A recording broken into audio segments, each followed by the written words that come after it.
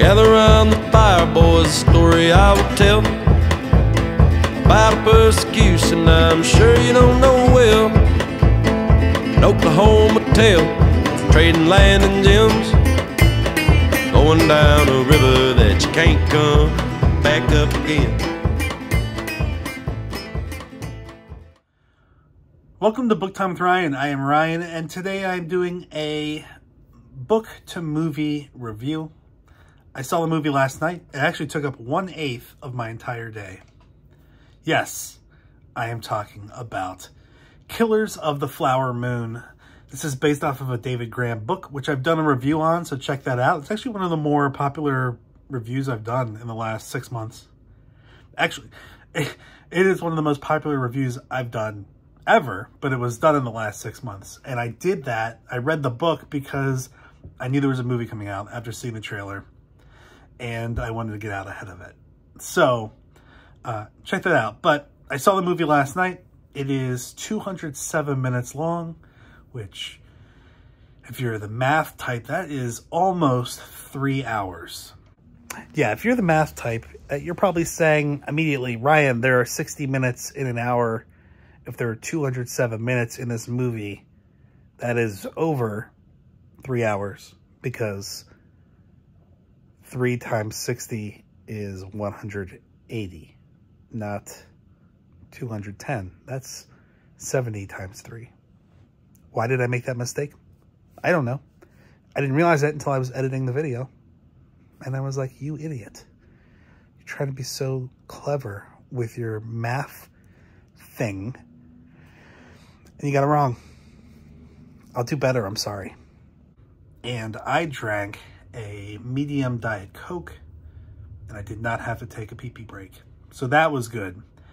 I'm not going to go through everything. It was long enough ago that I read that I don't remember the finer points, but there were things that kind of stood out to me about the movie that I think could have been different, and I'll kind of bring those up. I will say that after reading the book, I was pretty pissed off about the situation, and that wasn't really any different in the movie. Although, I do really like the way the movie ended. I should also say that before I went to the movie, I went last night, but it's been out for, I think, a few weeks. I've heard that there was some criticism. I don't know what the criticism is. So I kind of went into it knowing that there was something that annoyed people for some reason. I don't know which people. I don't know what it was that annoyed them. I don't really know anything about that. I just know that it wasn't received as a perfect movie. Also, it is based on the book by David Graham, but I don't know if... I don't always know what that totally means. Like, does that mean that anything else was kind of made up? Does it mean that they've done other research into the topic, and that if there are divergences from the book to the movie, that is more factual information? Or is it just fluff that's added? I don't know. So what did I think of the movie?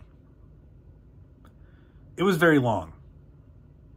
And there were times where it felt long. Now, the book kind of... It focused on Molly Burkhart and her husband, Ernest, who I did not like. Ernest is played by Leonardo DiCaprio. But it also dealt with Ernest's uncle, who's really the bad guy in the whole thing. I mean, there's plenty of bad guys. And I should have gone back and looked at all the names. I felt like the focus was definitely more on Ernest than in the movie than in the book. In the book, Ernest comes off as not an idiot. It seems calculated what he was doing. There is a moment where one of Molly's sisters is bombed. And that was a pretty dramatic scene. I was kind of waiting for that. There was a chance that Ernest's kids and wife were going to be in the house that was bombed. And I think you saw more emotion in the movie than I kind of got from the book, as far as Ernest being complicit in that.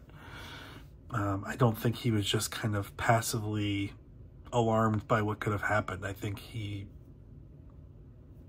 had a mindset of, let's get this money, and if that would have happened, even if it wasn't the initial goal, it just would have been a casualty that he could deal with.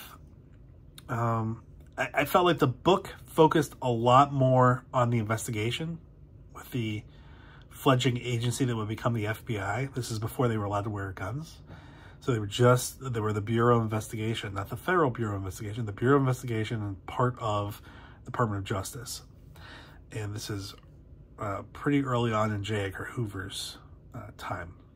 In the book, there's a lot of development into all the failed investigations and what the Bureau of Investigation brought and how they proceeded. And it was thorough and it was systematic. And it really felt like a lot of that came at the tail end of the movie.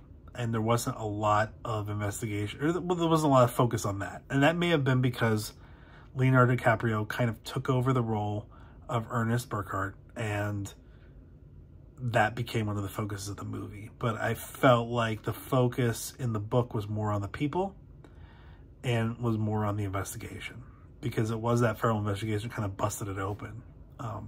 It didn't go all the way, but it was the first real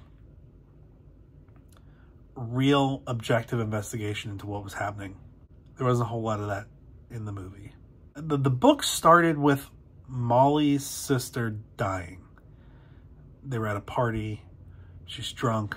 She's always drunk. And then they find her body.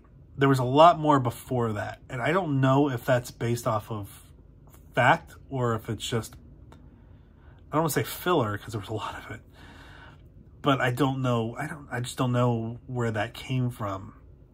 I felt like there were moments where it could have really been condensed a lot more. So the important stuff was more prominent.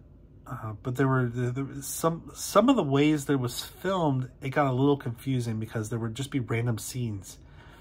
And it wasn't clear if that was just an artistic decision, that it was a flashback or just kind of like a look into what was going on, or if it applied to the scene that we were watching, kind of the mainstream scene that was going on at the time. I'm not a director. I'm certainly not a director on the level of Martin Scorsese.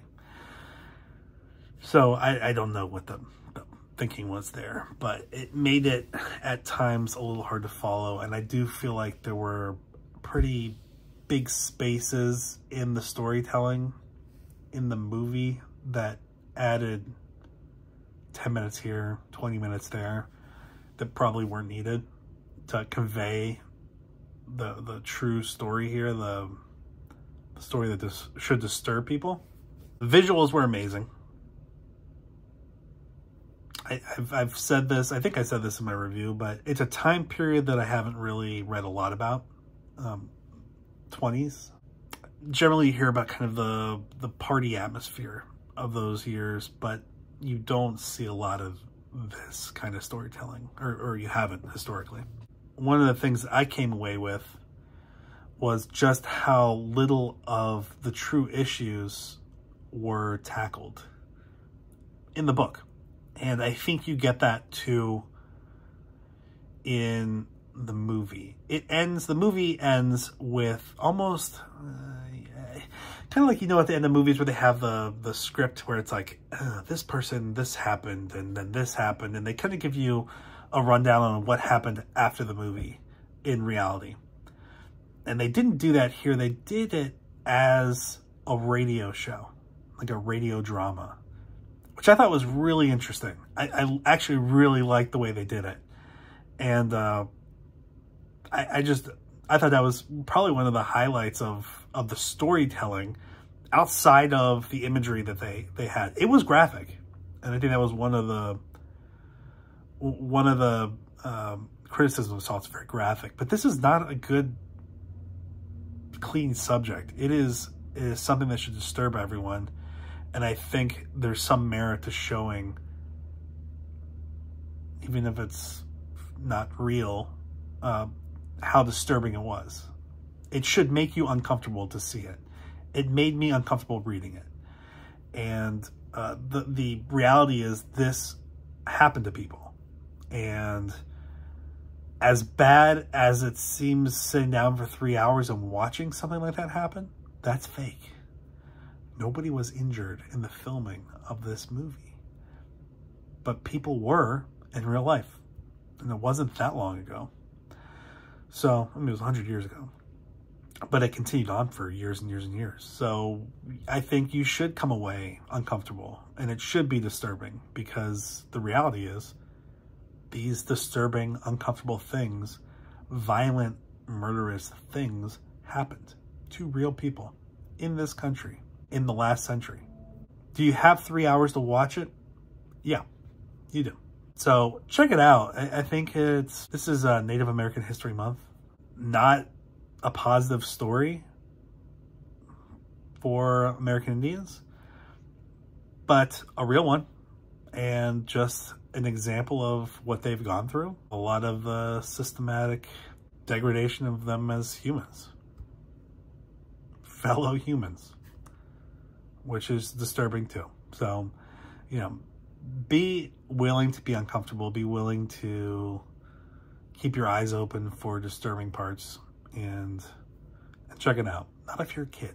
Don't go if you're a kid. Don't take your kids to this movie, because it's rough and it's long, but I think it's worth it. And if you haven't read the book, I think it's definitely worth it. Between the two, I think I prefer the book just because I felt like it got to the subject a little bit faster. But I really think you gain a lot from the imagery in the movie too. And it kind of drives home the time period we're looking at for the events in this movie. And that's it. So thanks for being here today. I will talk to you later. Bye. William Hale had him a nephew who'd married Molly Kyle. Molly was Anna's sister, and it sunk in after a while. In cities across the country, all the papers read, Reign of Terror continues, another Indian dead.